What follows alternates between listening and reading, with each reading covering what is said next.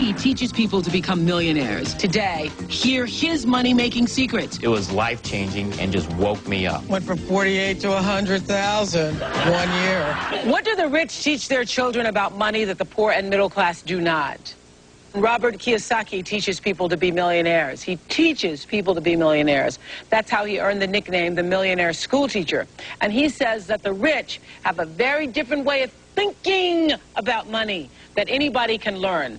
His book, Rich Dad, Poor Dad, has been on the New York Times business bestseller list for 8 months, and his unique advice may change the way you look at your money. This is a really important show. If you like money, if you need money, if you'd like to have some money, this is a show for you. Take a look.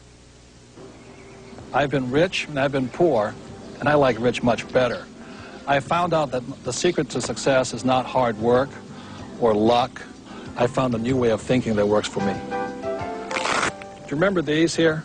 These are nylon and Velcro surfer wallets. When I was 26, I began marketing these products worldwide, and that's how I became a millionaire before I was 30. Besides building businesses, I also invest in stocks as well as real estate. I was able to retire at the age of 47. Today, I teach other people how to build businesses or to be investors. I must say I owe much of my financial success to a man I call my rich dad, who was my childhood best friend's father. He made me realize that there's a very big difference between what the rich teach their kids about money, that the poor don't teach their kids about money.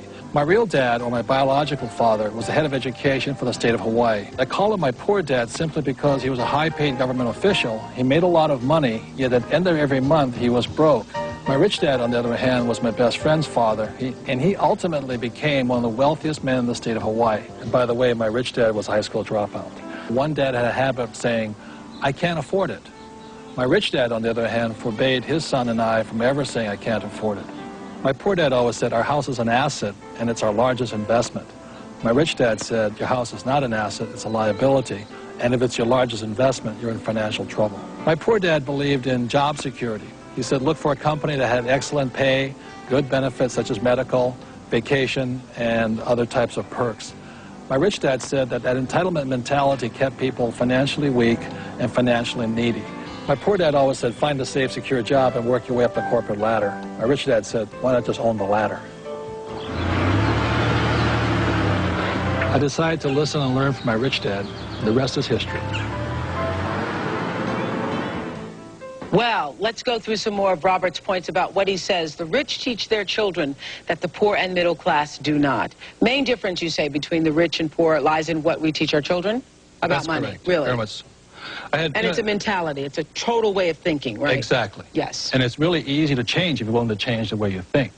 For instance, my poor dad was a very good man. For Japanese, he was 6'4", very smart, academic genius.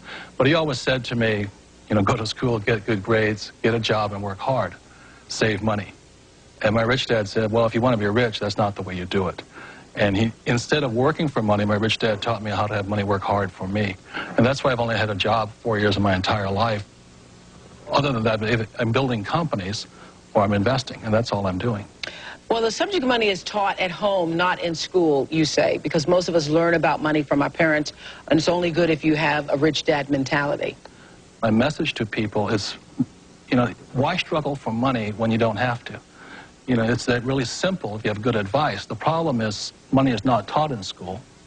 And so what we do is we oftentimes follow in our parents' footsteps. We may do different jobs, but we oftentimes follow in the same financial patterns.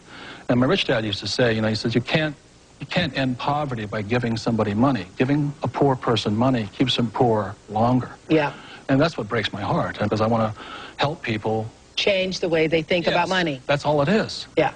And I think one of the most important things is that I noticed between my rich dad and my poor dad was the vocabulary. My poor dad was a PhD in education, very smart man, but he had the vocabulary of a school teacher. And my rich dad had the vocabulary of a rich man. And so when I say to people, what's the first What do you mean thing? by vocabulary? Well, I know what the word means, but right. what kind of vocabulary?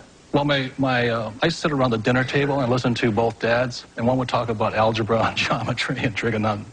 Nothing that ever made me any money. And my rich dad would sit there and he'd talk about return on investment, assets, liabilities, discounted cash flows, etc. And a lot of people, you know, what you just said about your house is a liability, it's not an asset. Most people think it is their biggest investment. Yes, and that's one of the biggest middle-class traps. They say, my banker says my house is an asset.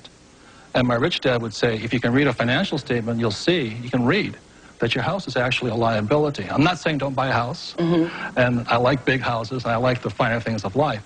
Just don't call a liability an asset. And what's trapping the middle class is they're buying liabilities they think are assets. I like what you say in the book, but this is interesting too, because I've always been a person who lived beneath my means. Now it's kind of hard to see, it doesn't matter. But I've always been a person who, because I just was reading about how the Chevy Chevette was the worst car, one of the worst cars ever made, and I had one of those little tin cans because that was the thing that I could pay cash for and not have to, you know, pay interest and so forth. So I've always believed in living beneath the means until you could really afford to pay for stuff, mainly because I hate bills. Just hate bills. And you say one of the mistakes that middle class and poor people do is they try to look rich. So those are the first people to go buy the furs, the diamonds, the big TVs, and all the stuff, correct? Right. My rich dad called it looking good and going nowhere. Love that. Yeah. My grandmother used to call it not a pot to piss in. But anyway, that's what I said. Kind of the same thing. I'm glad you said that. You heard that too. Okay, they'll edit that somewhere. But anyway, it's the same principle. You have all this stuff. I know when I see people out and they got all the stuff and all the things and but then when they go home, what? They have bills. They have bills. And they worry and their health goes down and, you know, it's not worth it. The thing that I think most people don't realize is that there's only two kinds of money problems, basically. One's not enough money and one's too much money, and they're both problems. And you really you have to know how to handle too much money, as I'm sure you do right now. Otherwise, if you... Watching it all the time. Had a bad week last week. Yeah. But it's a different problem, Yeah, it's a different kind of problem, yeah. So when you have no money, you have to have a plan to eventually have plenty of money.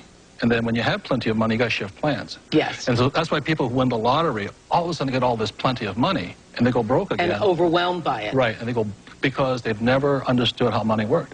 Paul Rogers says he changed from a poor dad to a rich dad and now wakes up every day with a new outlook on life. Here's what Paul's story is. Paul Rogers, a divorced father of two, was making $48,000 a year as a firefighter and living paycheck to paycheck. By the time I'd paid the house payment, the child support, the car payment, food and utilities, with the two kids, it was really tough. Last year, Paul discovered Robert Kiyosaki's financial plan. He stresses three main things. Number one, set up a home-based business. Number two, get control of your taxes. Number three, take that extra income and buy more assets with it. He followed the steps and set up his own home-based business. It was easier than he thought and only cost him $300. With that extra income from his new home business and a pay raise from the firehouse of $300 a month, he started to buy homes that were in foreclosure. You can purchase them under value, go in, carpet, paint them, fix them up, turn and sell them, and even make more money. With the money he made from selling those houses, Paul bought stocks, mutual funds, IRAs, and even set up an educational account for his children. It has changed my outlook on life because this has given me more time freedom with my kids and more financial freedom. And the best thing is my income's gone from about $48,000 to a little over $100,000 in a one-year period. Wow. Wow. I bet you're impressed with yourself. I'm impressed with Rich Dad, Poor Dad in the book. It's just an unbelievable book. You're going to have a great response from all your viewers on this. Really, you sound like an infomercial, but we're not. So it obviously has changed your life, your outlook, and what you will now pass on to your children. Yeah, really, the educational system that I had growing up didn't teach me about debt, credit card debt, liabilities, college loans, you know, getting that fancy car right out of school. But what Britt and Chelsea are learning now is that, hey, you know, make your money work for you, don't work for money. So it's been a big life-changing experience for me. So what exactly, because now people are going, what exactly caused you to go from 48 to 100 in a year? Well, that's a very good question. I think what it was, number one, I sat down and I actually wrote out what my goals were and what my dreams were, and I had never done that before. And when I actually wrote those on paper, I said to myself, well, how am I going to get there? What do I need to do? And that's what probably a lot of the viewers are going to say, yeah, this all sounds good, but tell me the answer. Well, the answer for me was I set up a home-based business. By doing so, it only cost me $300. I'm generating income from that and taking that income, buying real estate, put it in to the stock market, stuff like that. Buying more assets in my life and having my money work for me. But you also kept your other job. I'm still a full-time fireman. I plan on keeping that. I thoroughly enjoy my job. Yeah. We love firemen. Yeah. Have me on the singles show. Yeah, I will. Wait a minute. You don't need to. Yeah. I'm here. You don't need a show. Call the Oprah show and give me a call. Okay. So your whole life has changed? Yeah, pretty much. I've got just a great outlook. I mean, when I wake up every day now, it's just like there's all kinds of opportunity out there. But it's really taking that first step and saying, you know, why am I here? You know, what do I want to do? Where do I want to go? Well, one of the things you say is that the poor pay their bills first, the rich pay themselves first. That's a really tough one, but it makes people kind of crazy. Yeah. Because, the richest man in Babylon says pay yourself first. But what most people do is they pay their bills first and they never pay themselves anything. And that's a discipline I had to get into, was I'll always pay myself first, even when I had no money.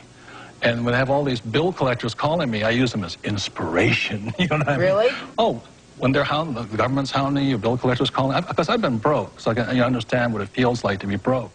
When those guys are calling you, instead of, you know, shrinking and going into the shell and eating my pizza, I use it as motivation to go out and make more money. So I use my bill collectors as motivation, and that's why I paid myself first, even though sometimes I wasn't paying. What would you pay yourself? I always bought assets. I'd buy a house or I'd put money in the bank and things like this. But it was just a habit. Exactly what you're talking about. It's up here. It's about changing the way you think. That's what the whole book is about. That's it. Because we're our biggest asset, we're also our biggest liability. We are. Yeah, we are. I know. Yes. I read that. Thank you. Okay, during the commercial break, you said what? Stand up, say it again. You say that you can pay yourself first, pay your bills second, but if you do that, you still can't afford to buy a house. You say you bought a house. How am I going to get somebody to loan me the money to buy a house when I can't pay when I can't fully pay my bills as I'm paying them now? When I'm paying the minimum payment, let's say that.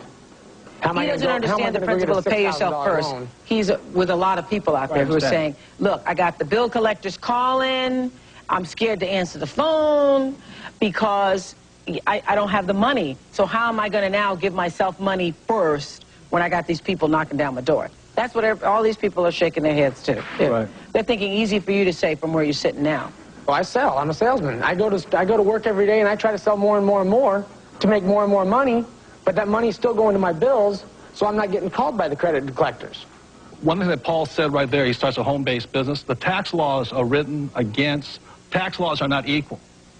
And if you want, what I'm saying is got to get educated here. So the tax laws are not equal. So if you're an employee and you work harder and harder, the government's going to take 50% no matter what. So by being a business owner, which is Paul did, he has tax advantages that the middle class and poor do not have. That's it. The taxes are the biggest expense in your life as a salesman. The more money you make, the more the government takes. So get control of your taxes first by setting up a home-based business. Take that tax savings now, pay down debt, and buy more assets in the real estate. And you said, well, I've got credit problems. I'm not going to be able to get a loan. Find a motivated seller. Find owner financing. There's all kinds of opportunities out there. Most of society, though, will watch this show and then they'll go back to just sitting at home at night. You really have to change what you're doing in your life. If you're not happy where you're at financially, you've got to do something drastically. Just saving money and investing is not enough. There is a complete mindset that goes on. I think that's what these people who came... Paul was saying, because we all have the mentality in this country, yeah. You work harder, they will pay off in the end. It does not, because the government always gets theirs. Right, yeah. and then the real estate is the least taxed income you can get. So when my wife and I were struggling, we saved $6,000, we bought that house.